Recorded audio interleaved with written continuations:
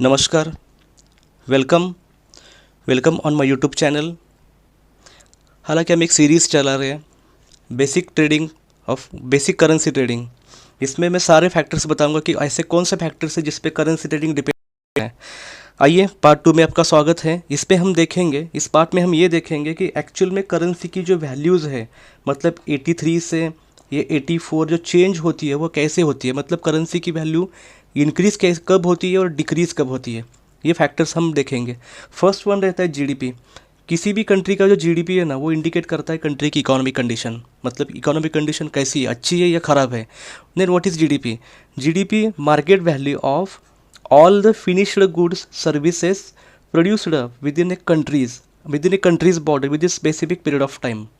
अब ये जीडीपी जो है, ये जीडीपी क्वार्टरली रिलीज़ होता है, मतलब 3 मंथ्स के बाद जो क्वार्टरली जीडीपी रिलीज़ होता है वो भी हमें देखना पड़ता है। और ये जीडीपी हमें इंडिकेट करता है कि क्या करेंसी की वैल्यू क्या रहेगी, मतलब करेंसी डिप्रिसिएट होगी, मतलब करंट जीडीपी इंडिकेट ये करता है कि करेंसी की वैल्यू कितनी रहेगी। Next one, interest rate of central bank. अब चाहे यूएस का सेंट्रल बैंक हो या इंडिया का रिजर्व बैंक हो, चाहे बैंक ऑफ इंग्लैंड हो, बैंक ऑफ जापान हो या कौन सा भी बैंक हो, ये बैंक इंटरेस्ट रेट रिलीज़ करता है। रेट ऑफ इंटरेस्ट रिलीज़ करता है। ये रेट ऑफ इंटरेस्ट क्या इंडिकेट करता है?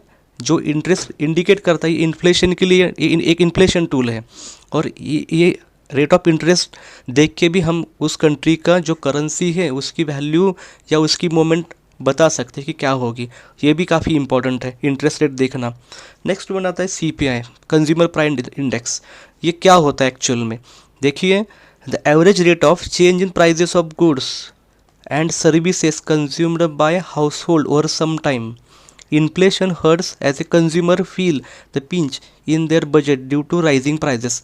मतलब जो भी कंज्यूमर है, जिसके फिनिश्ड गुड सर्विसेज है, उसका वैल्यू भी इंक्रीज़ नहीं होना चाहिए, ज़्यादा इंक्रीज नहीं। अगर इंक्रीज़ होगा तो वो भी इन्फ्लेशन को क्या होगा, इंक्रीज़ करेगा।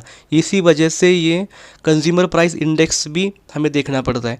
मतलब मान लो कि ये अगर इंक्रीज़ हो गया, फिनिश्ड गुड्स के वैल्यू इंक्रीज़ हो गए तो इन्फ्लेशन बढ़ जाएगा। अगर इन्फ्लेशन बढ़ जाएगा तो वो जो कंट्रीज़ की करेंसीज़ है वो भी लगातार क्या होगी, उसकी वैल्यू डिप्रिसिएट होगी। मतलब इसकी वैल्यू डॉलर के मुकाबले डॉलर बढ़ने लगेगा।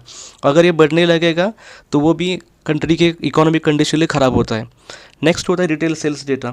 ये भी सेम ही है एज ए सीपीआई, बस आप इतना ध्यान रखिए, goods and services from individual और business to the end user same है, बस थोड़ा सा डिफरेंस है इसमें।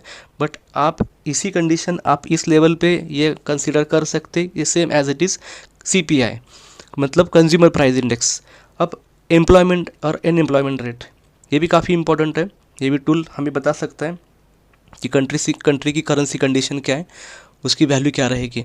अब ये अनएम्प्लॉयमेंट रेट इम्पॉर्टेंट क्यों है? मान लो कि अगर जॉब ही नहीं रिलीज़ हो रहे, मतलब जॉब की कंडीशन काफ़ी वर्स्ट है, मतलब क्या है, उस कंट्री में भी इन्फ्लेशन बढ़ सकता है। इन्फ्लेशन का बढ़ना तय है, मतलब हो सकता है कि इन्फ्लेशन हो सकता है। तो हमें ये जो रेट है ये भी देखना पड़ता है।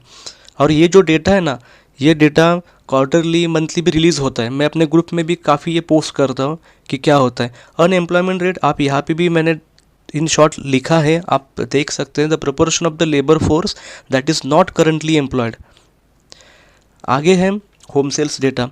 अब ये जो है ये भी काफ़ी इंपॉर्टेंट है। होम सेल्स क्या रहता है? मतलब जितने भी होम है, कितने होम सेल हुए, कितने का रिनोवेशन हुआ, ये यूएस डेटा रिलीज़ करता है। एफओएमसी जो है ये सब रिलीज़ करता है। आप देख सकते हैं historical data, pending home sales, understanding significance of the pending home sales index and pattern in the primary pending home sales index. ये जो है आप इन शॉर्ट इतना ही कंसीडर कर लीजिए कि होम सेल कितने हो गए, ये बस यही डेटा हमको देखना पड़ता है और ये भी इम्पोर्टेंट रहता है। अब रही बात, सबसे इम्पोर्टेंट बात जो मुझे लगता है कि ये सबसे इम्पोर्टेंट ये है कि एफओएमसी मेंबर्स और गवर्नर बैंक कमेंट्री, बैंक का गाइडेंस क्या रहेगा, मतलब बैंक क्या कहता है, फ्यूचर प्लान क्या रिलीज़ करता है और कमेंट्री क्या देता है। बस इस पे तो 50-60% मूवमेंट तो इस पे ही रहता है।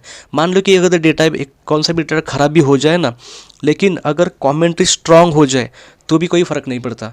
मान लो कि हमारा डॉलर जो है, मान लो समझ लो कि 83 चल रहा है, बस मैं पुराना ही एग्जांपल फिर से रिपीट करता हूँ, 83 चल रहा है और डेटा भी बहुत ख़राब आ गया, लेकिन आरबीआई जो हमारा आरबीआई है, आरबीआई ने अगर कमेंट्री स्ट्रांग दी ना, बस तो ये बढ़ेगा नहीं, बस ऐसे ही फ्लैट रहेगा, मतलब रेंज में ही ट्रेड करेगा। तो ये जो कमेंट्री रहती है वो भी काफ़ी इंपॉर्टेंट रहती है।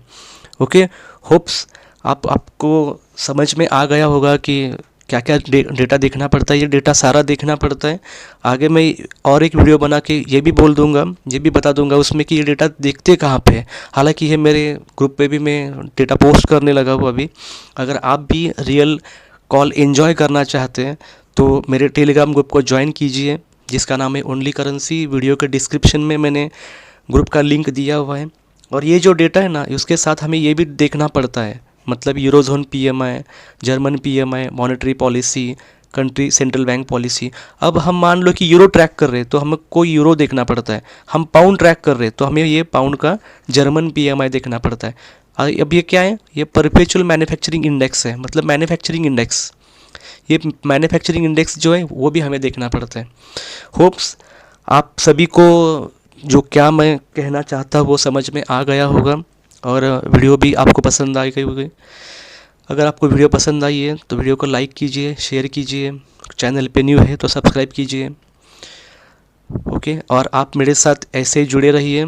आगे मैं और डिटेल में बता दूंगा कि करेंसी ट्रेडिंग करते कैसे, इसमें और क्या क्या आता है, और उसमें लेवल भी मैं बता दूंगा कि लेवल कैसे निकालते हैं। Okay, thank you.